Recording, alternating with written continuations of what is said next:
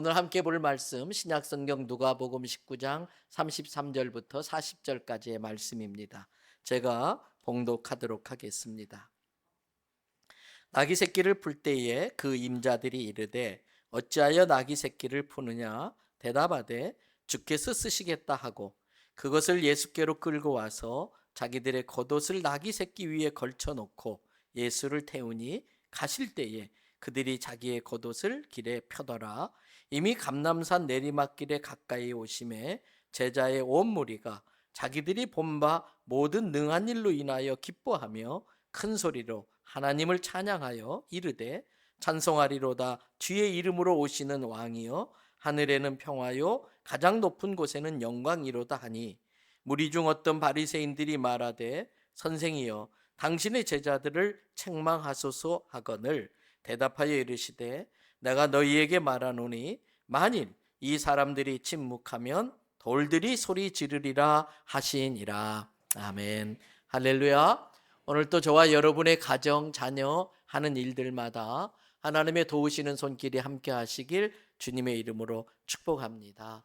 오늘 본문은 예수님이 어린 나귀 새끼를 타고 예루살렘 성에 입성하실 때에 있었던 일입니다. 조금 전에 읽었습니다만 그때의 백성들이 어떤 반응을 보였는지 다시 한번 오늘 본문의 37절과 38절을 여러분의 목소리로 함께 또 읽어보겠습니다.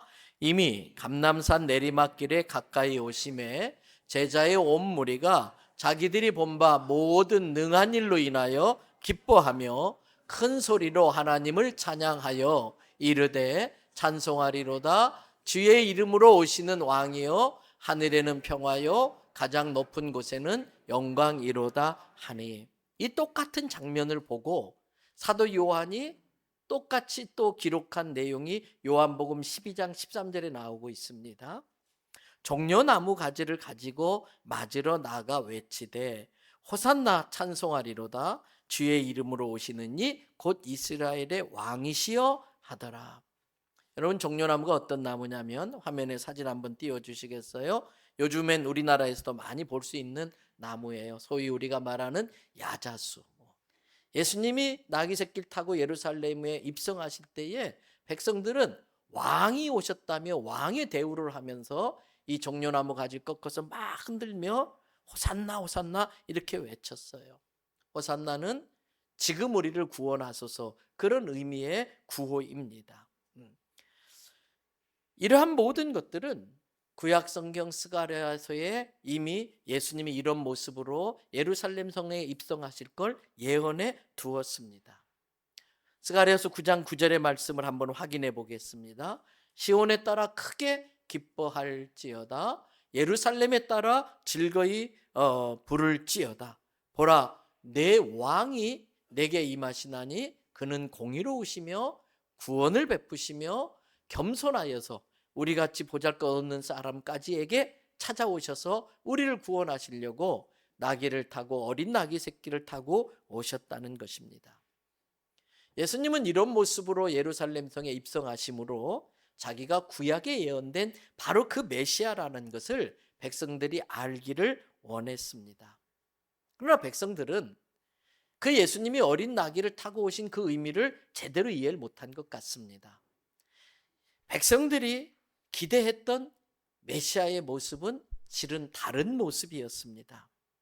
자신들이 원했던 왕을 기대하고 예수님이 바로 그러한 왕이 되기를 바라는 마음으로 종려나무 가지를 꺾으며 막 환영했습니다만 백성들이 정말 마음에 기대했던 왕은 어떤 왕이었을까요?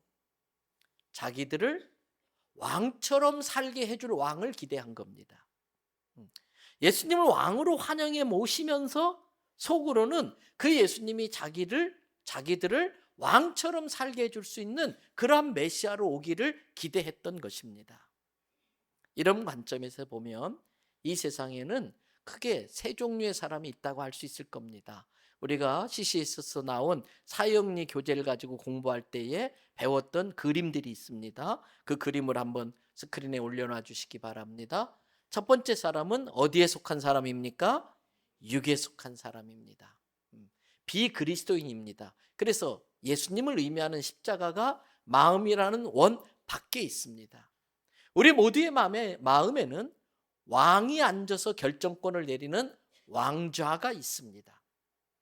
예수 그리스도를 밖에 놔두고 마음에 모시지 않는 사람은 그 왕좌에 누가 앉아 있습니까? 내가 앉아 있습니다. 그러다 보니 이 검은 점들이 크고 작게 막 흐트러진 것처럼 인생이 많이 혼란스럽고 무질서합니다. 두 번째 사람은 성령의 사람, 신령한 사람입니다. 예수 그리스도를 자기 마음에 모셨습니다. 그뿐 아니라 왕의 자리에 누구를 앉혔습니까? 예수님을 모셨습니다. 그리고 자기는 그 왕의 자리 의자 밑에 무릎 꿇고 있습니다. 왕 대신 예수님의 통치를 받다 보니 모든 점들이 자기 자리를 찾아가서 예쁘게 정리정돈되어 있는 걸 볼 수 있습니다. 세 번째 사람이 좀 애매모호합니다. 예수님을 마음에 모셔드리기는 했습니다. 그러나 여전히 왕좌엔 누가 앉아 있습니까? 자기가 앉아 있습니다. 예수님은 왕좌 밑에 무릎 꿇고 있는 것 같습니다. 그리고 예수님한테 내가 왕처럼 살게 해달라고 예수님에게 자꾸 다구치고 있는 것 같습니다. 여전히 이 사람은 예수님을 마음의 구주로 모셨다고 하지만은 모든 왕권은 자기가 행사하고 있기 때문에 능력도 안 되는 자기가 모든 걸 핸들링 하려고 하다 보니 인생이 꼬이고 얽혀서 무질서하게 되어 있는 걸 볼 수가 있습니다. 나는 이 세 그림 중에 어디에 속한 사람입니까? 당연히 우리는 두 번째의 삶을 살아야 할 겁니다. 종종 2번, 3번 왔다 갔다 할 수 있지만 그래도 우리는 두 번째 사람의 삶을 살려고 사모해야 할 줄 믿습니다. 예수 그리스도가 인생의 주인이십니다. 내 마음의 왕좌에 예수님이 앉아 계셔야 됩니다. 나는 왕의 자리에서 겸손히 내려와 나의 왕 대신 예수님의 다스림을 받는 것이 진짜 그리스도인의 모습인 것입니다. 이러한 사람은 내 삶의 모든 것을 예수님께 맡깁니다. 그런 사람의 인생은 예수님이 모든 일들을 주관해 주시기 때문에 하나님의 뜻과 하나님의 계획과 일치된 삶을 살 수가 있습니다. 그럴 때 혼돈이 정돈됩니다. 그럴 때에 무질서가 질서로 정리됩니다. 그럴 때에 공허함이 감사와 기쁨과 평안으로 충만해질 줄 믿습니다. 나는 어떤 사람입니까?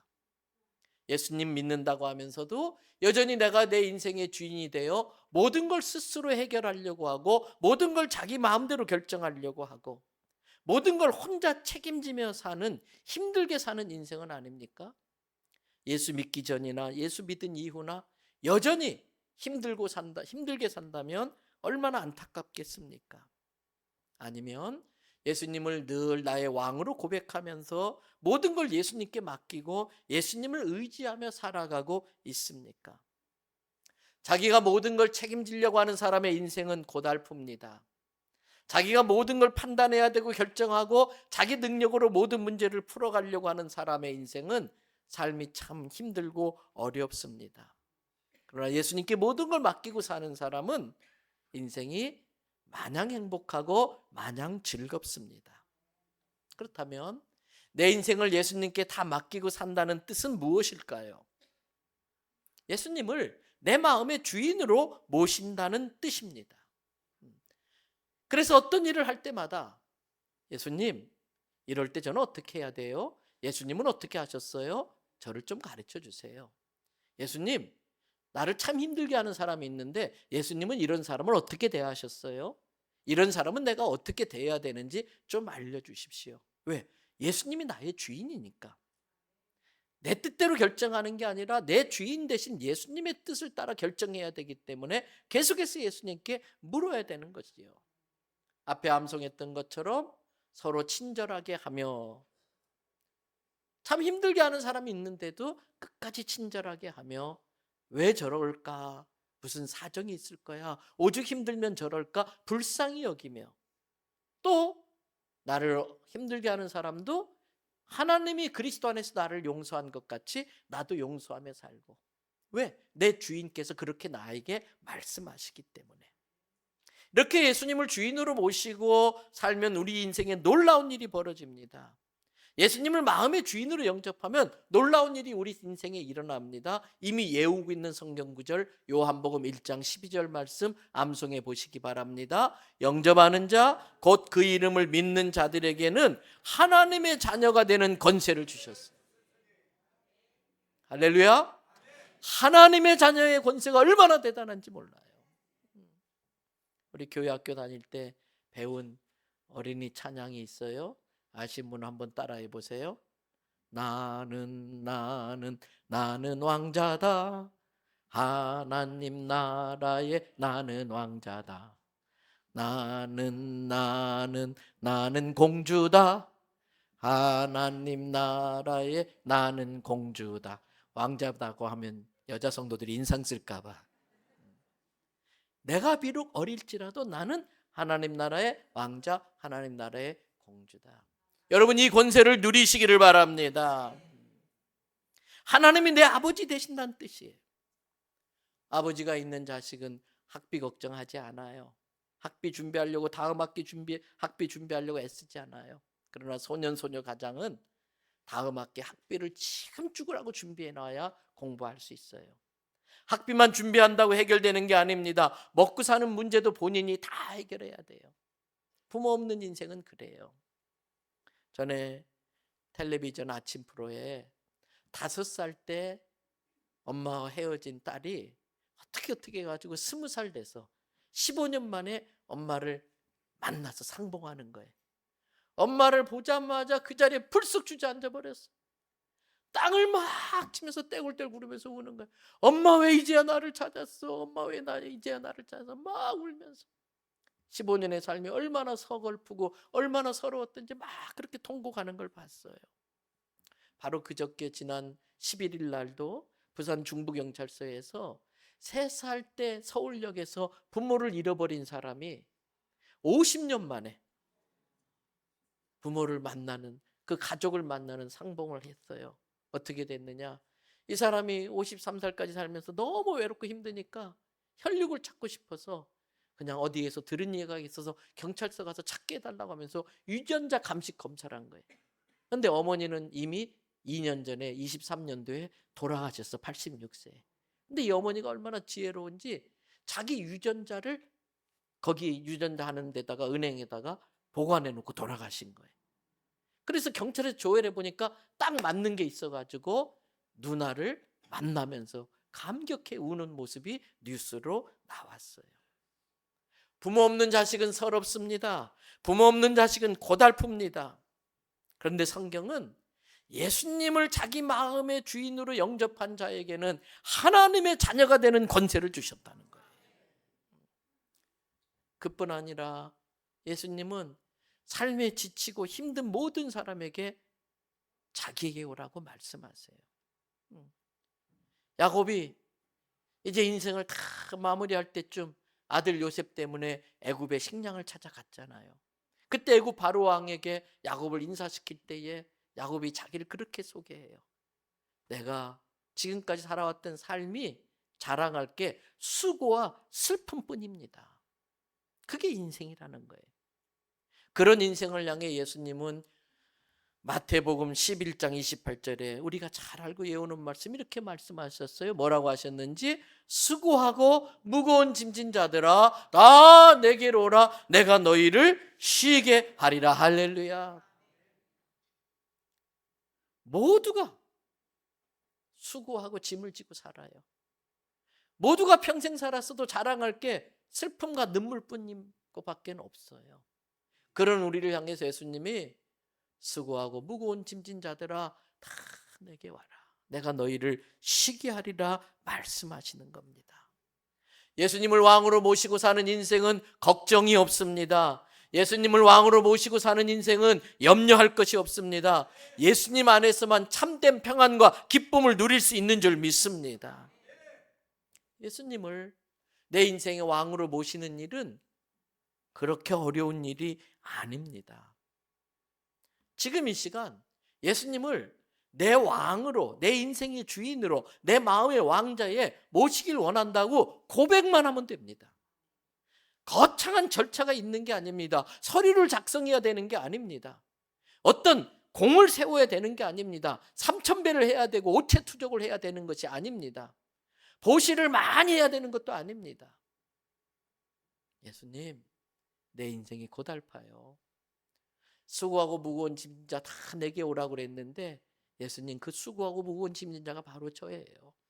제가 예수님께 나아가기를 원합니다. 예수님을 내 마음에 모시기를 원합니다. 이 고백만 하면 되는 거예요. 이 고백만 하면.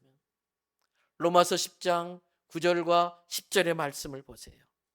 내가 만일 너의 입으로 예수를 어떻게 하면 주로 주인으로 시인하며 또 하나님께서 그 예수님이 내 죄값을 갚아주시려고 내 죄를 대신해서 십자가에 죽으신 것을 네가 믿고 또 죽은 자 가운데서 다시 그를 부활하게 하심으로 내게 영생을 주시는 자이심을 네가 마음에 믿으면 어떻게 된다? 구원을 받는다는 거예요. 그러면서 10절 말씀 보세요. 사람이 마음으로 믿어. 뭘 믿는 거예요? 마음으로 뭘 믿어요? 하나님이 나 같은 죄인도 사랑하시고 나를 구원하려고 독생자 예수님 십자가에 죽게 하셨고 그 예수님의 십자가 죽음으로 내 죄값이 지불되어져서 내 죄가 씻음받고 내 영혼이 구원받았다는 걸 마음으로 믿으면 그 믿음이 너를 의롭다고 만들어준다는 거예요. 죄 없는 자가 천국 가는 건 맞지만 천국 갈 만큼 죄 없이 산 사람은 아무도 없어요. 그래서 죄 없는 자가 천국 간다고 하면 천국 갈 사람 아무도 없게 되는 건데, 천국은 내가 죄인임을 고백하고 용서받음으로 의롭게 된 자가 가는 곳이 천국인 거예요. 네가 이것을 마음에 믿어 의에 이르고 그 다음 하나 남은 게 있어요. 어떻게 해야 돼요? 입으로 시인해야 돼요. 내 믿음의 고백을 입으로 시인할 때에 구원에까지 이르느니라 그랬어요. 그렇습니다. 예수님을 나의 구세주로 믿고 입으로 시인하면 되는 거예요. 그래서 이 시간 혹시라도 모르니까, 혹시라도 이 자리에 계신 분 중에 한 분이라도 지옥 가면 안 되니까 이 시간 다 눈을 감으시고 저의 기도를 따라해 주시기를 바랍니다. 예수님, 저는 이 시간에 예수님을 내 인생의 주인으로 모시고 싶습니다. 예수님이 저를 대신하여 십자가에 못 박혀 죽으심으로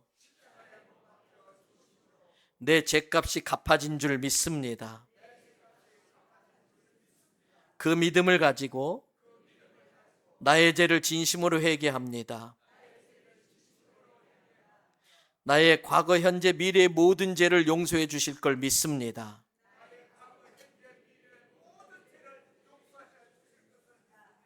예수님, 이 시간에 내 마음의 문을 열고 예수님을 나의 구세주, 나의 하나님, 나의 왕으로 영접합니다. 이 시간에 내 마음에 들어오셔서 내 인생의 주인이 되어 주옵소서. 내 인생의 진정한 왕이 되어 주옵소서. 나를 다스려 주시고 나를 주님이 원하는 사람으로 만들어 주옵소서.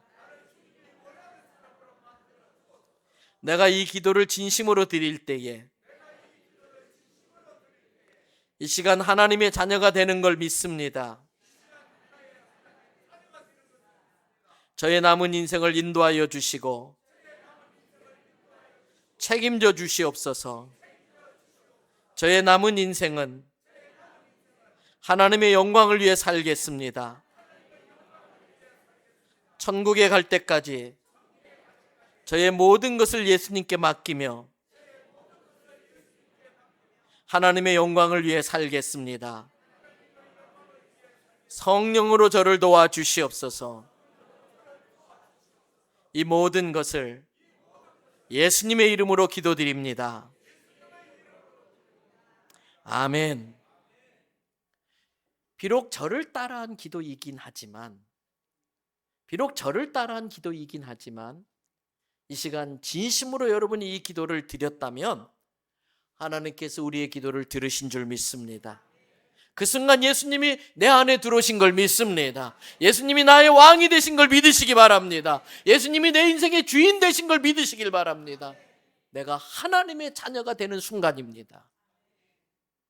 하나님께서 자녀된 우리를 책임져 주시고 자녀의 가장 큰 특권, 구하라 그러면 주실 것이요 찾으라 그러면 찾을 것이니 두드리는 이에게 열릴 것이니라. 이 약속을 반드시 지켜주시는 줄 믿습니다. 또한 우리가 동시에 그러면서 생각해야 될 것이 있습니다. 예수님을 왕으로 모셔드렸다는 것은 이제부터 내 삶에서 예수님을 왕으로 예우하며 살아야 된다는 뜻입니다. 내 삶의 모든 결정권을 나의 왕이신 예수님께 내어드리며 산다는 뜻입니다. 내 시간을 내가 마음대로 쓸 수 없습니다. 내 것이 아니기 때문에 내 시간의 주인 되시는 예수님의 뜻대로 시간을 써야 되는 겁니다. 내가 가진 물질도 내 삶도 내 것이 아니고 주님께 양도해 드렸기 때문에 내 주인 되신 예수님의 뜻대로 내 시간과 물질을 드리며 살아야 되는 겁니다. 여러분, 지난 한 주 동안 예수님이 진짜 나의 주인이셨다면 내 주인이신 예수님께 몇 번이나 결제를 받으셨나요? 예수님이 진짜 내 삶의 주인이시라면 그분께 찾아가서 예수님 이런 상황인데 어떻게 해야 되나요? 예수님 어떻게 해야 되는지 결제해 주세요. 몇 번이나 결제를 받으러 가셨습니까? 신하는 왕을 왕으로 예우할 줄 알아야 됩니다. 신하는 왕께 충성을 바치고 왕은 신하의 모든 걸 책임져 주시고 지켜주는 게 왕과 신하의 관계입니다. 그래서 예수님은 마태복음 6장 33절에서 이렇게 말씀하셨습니다. 너희가 먼저 그의 나라와 그의 의를 구하라. 즉 나의 뜻대로 내가 너를 통해 이루고 싶은 나의 계획을 너의 사명으로 알고 그것을 위해서 먼저 살아라. 그래야만 너의 인생에 필요한 거, 네가 구하고 싶은 모든 걸 너에게 더해 주겠다라고 약속하셨어요. 책임져 주겠다고 약속하셨어요. 오늘 본문에서 예수님은 제자들에게 자기가 타고 갈 나귀를 구해 오라고 말씀하세요. 오늘 본문 30절 31절을 보세요. 이르되 너희는 맞은편 마을로 가라. 그리로 들어가면 아직 아무도 타보지 않은 나귀 새끼가 매어 있는 것을 볼 건데 그걸 풀어서 가지고 오너라. 끌어올고 오너라. 만일 누가 너희에게 왜 풀어가느냐, 왜 나귀 가져가느냐 물어보거든 딱 한마디 해라. 뭐라고요? 주가 쓰시겠다. 오늘 이 시간 우리에게 예수님이 내가 쓸 거야. 내가 너의 시간을 쓸 거고 내가 너의 물질을 쓸 거고 내가 너의 사업을 쓸 거고 내가 너의 달란트를 쓸 거야. 이 말씀하세요. 나귀 주인은 이미 예상이나 했던 것처럼 아무 말 없이 그렇습니까? 너무 기뻐하며 너무 반가우면서 나귀를 풀어줍니다. 어떻게 그럴 수 있었을까요? 예수님이 그 나귀 주인의 왕이셨기 때문에 이 나귀 주인은 자기 왕 대신 예수님이 쓰시겠다는 말에 기꺼이 나귀를 풀어주었던 것입니다. 저의 상상입니다. 아마 이 주인은 오랜 시간 동안 앞에서 소개해드렸던 스가랴 9장 9절의 말씀을 묵상했을 것입니다. 다시 한번 보십니다. 시온에 따라 크게 기뻐할지어다.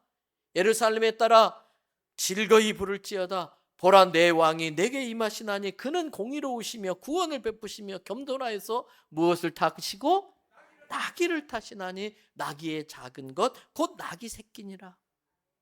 이 나귀 주인은 지금 로마의 식민지로 살고 있는 이스라엘의 모습을 보면서 늘 마음 아파하며 자기 민족과 나라를 위해서 기도했었을 거예요.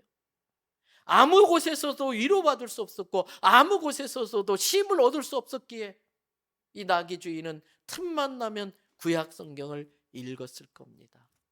그러다가 스가랴 9장 9절이 눈에 왔는데 가슴에 꽉 와닿았어요. 감동이 됐어요. 아, 메시아가 오시는구나. 메시아가 오시면 이 모든 압제에서 우리를 건져주시겠구나. 메시아가 오시면 수고하고 무거운 짐진 자들을 다 그 짐을 맡아주시겠구나. 그 메시아가 오실 때에 나귀 새끼를 타고 오신다고 했는데 이왕이면 내가 그 나귀 새끼 준비해 드리고 싶다. 이게 이 나귀 새끼 주인의 마음이었을 것 같아요. 그런데 어느 날 소문이 들립니다. 나사렛 출신이라는 예수 청년이 있는데 그 청년이 갈릴리 주변의 젊은이들을 데리고 다니면서 놀라운 일들을 행하더라. 그 놀라운 일들은 하나님만이 하실 수 있는 일이더라.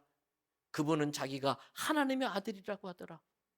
구약을 잘 읽고 있었던 이 나귀 주인은 맞아, 이분이 메시아야 확신이 들었을 거예요. 그러면서 혹여라도 내 나귀를 써주시면 얼마나 감사할까 설레이며 기다리던 중에 예수의 제자들이 와서 주께서 쓰시겠다, 그 말에 감격하고 감동하며 펄쩍펄쩍 뛰며 이 나귀 새끼를 풀어주었던 것입니다. 사랑하는 성도 여러분, 이 나귀 새끼 주인의 마음으로 고난주간을 보내시기를 바랍니다. 이 나귀 새끼 주인의 마음으로 부활절을 맞이하시기를 바랍니다. 안타깝게도 반대의 마음을 가진 사람들도 있었습니다. 오늘 본문 38절과 39절을 보시기 바랍니다. 이르되 찬송하리로다 주의 이름으로 오시는 왕이여, 하늘에는 평화여, 가장 높은 곳에는 영광이로다. 백성들이 막 종려나무 가지를 흔들면서 이렇게 막 찬양을 하는 거예요. 그런데 옆에서 입이 이만큼 튀어나온 사람들이 있어요. 39절 보세요. 무리 중에 어떤 바리새인들이 말하되, 바리새인들은 구약에 정통한 사람들이에요. 메시아에 대한 정보가 빠사한 사람들이에요. 그런데 그 교만해서 어떻게 메시아가 나귀 새끼 타고 와? 분명히 스가랴 9장 9절의 말씀을 읽었음에도 불구하고 자기들이 기대하던 메시아의 모습과 맞지 않다는 거예요. 자기들을 왕으로 만들어줄 메시아가 필요한데 저런 나귀 새끼 타고 오는 저런 초라한 모습으로는 그게 안 된다는 거예요. 그렇게 보잘것없는 예수를 향해서 주의 이름으로 오시는 왕이여, 호산나 호산나 하는 게 마음에 안 든다는 거예요. 선생이여, 당신의 제자들을 책망하소서, 이렇게 이야기해요. 그런 사람들을 보고 예수님께서 40절의 말씀을 하십니다. 같이 한번 읽어봐 주십니다. 대답하여 이르시되 내가 너희에게 말하노니 만일 이 사람들이 침묵하면 돌들이 소리 지르리라 하시니라. 저는 이 말씀을 묵상하다가 혹시라도 이 시대가 돌들이 소리 지르는 시대가 되면 어떻게 하나, 그런 두려운 생각이 들었어요. 이 시대가 돌들이 소리 지르는 시대가 되면 어떻게 하나. 우리가 주님이 왕으로 오시는 걸 종려나무 가지를 흔들며 환영하여 모셔드리지 않으면 돌들이 소리 지르게 될 거라는 거예요. 그런데 혹시라도 산사태가 나서 돌들이 와르르 굴러 떨어지는 소리가 이 성경에서 말하는 돌들이 소리 지른다고 하는 그 소리가 아닐까 하는 두려움이 있어요. 지진으로 건물이 무너져 내리면서 내는 그 와장창 그 소리가 이 성경이 말하는 돌들이 지르는 그 소리가 되면 어떡하나 하는 그 두려움이 있어요. 혹시 바닷가에 쓰나미 같은 해일이 일어나서 자갈들이 와르르 굴러다니는 그 소리가 성경에서 말하는 돌들이 소리 지르는 그 소리가 되면 어떻게 하나 하는 두려움이 있어요. 그런 일이 있으면 안 되지요. 그러므로 늦기 전에 우리도 외쳐야 됩니다. 호산나 다윗의 자손이여, 왕으로 오시는 예수여. 그분을 환영하며 찬양해야 할 줄로 믿습니다. 저는 저와 우리 성도들과 우리 교회가 다시 오실 예수님을 위해 나귀를 준비하는 교회와 성도 되기를 바랍니다. 돌들이 소리 지르기 전에 주님을 환영하며 찬양하는 교회 되기를 축복합니다. 왕이 신하에게 어떤 명령을 내릴 때에 그 어지, 왕의 명령이 쓰여진 그 글을 무릎 꿇고 받들면서 하는 말이 있어요. 성은이 만극하나이다. 거룩한 은혜, 성스러운 은혜가 내게 임하다니, 나에게 이런 일을 맡겨주시다니 성은이 끝이 없을 정도로 만극하나이다. 감격을 해요. 여러분, 예수님이 우리의 왕이 되어주시고 예수님이 내 시간과 내 사업과 내 달란트를 자기가 타고 오실 나귀처럼 사용해 주시는 그 성은에 만극할 줄 아는 우리가 되기를 바랍니다. 말씀을 마치면서 한 가지 교훈을 더 짚어보고 싶습니다. 여러분, 이 나귀 주인의 이름이 뭔가요? 나귀 주인의 이름이 뭔가요? 아직도 모르시나요? 교회 다니신 지 얼마나 되셨는데 아직도 이 나귀 주인의 이름을 몰라요? 모르는 게 정상이지요. 우리 장길수님이 이미 답을 말했어요. 성경에 나귀 주인의 이름이 안 나와요.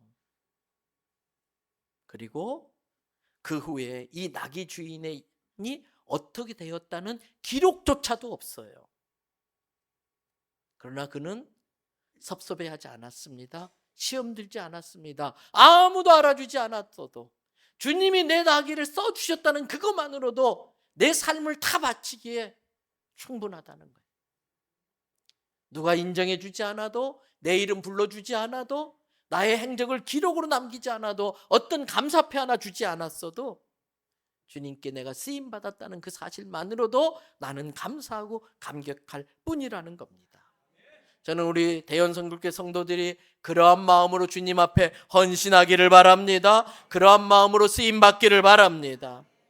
사람들은 왜 이 사람이 그렇게 나귀에게 공을 들여서 나귀를 키우는지 몰랐어요. 돈도 안 되는 일에 돈을 쓰고 쓸데없는 짓을 한다고 조롱했을지도 모릅니다.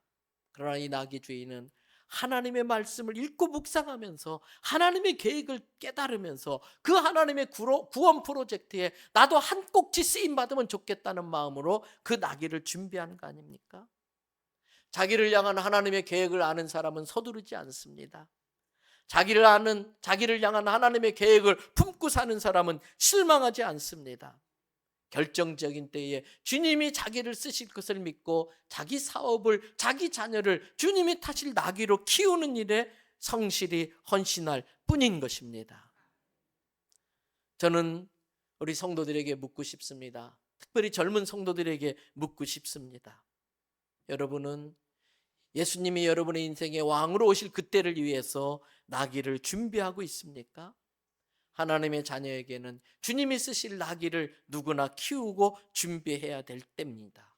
지금이 바로 그때라는 걸 알고 주님이 다시 오실 그 길을 예비하는 우리 대연성결교회 우리 성도 되기를 주님의 이름으로 축복합니다. 내일부터 시작되는 고난주간에 한 분도 빠짐없이 이 일주일만큼은 주님 앞에 나와서 깊이 기도하면서 주님과 영적 교제를 나누고 하루 한 끼 배고픔을 느껴보면서 예수님의 고난을 실감나게 체험하고 또 우리의 그 헌금을 통해서 정말 고난을 당하는 자들을 예수의 사랑으로 돌볼 수 있는 그러한 한 주간으로 만드는 우리 모두 되기를 주님의 이름으로 부탁드립니다.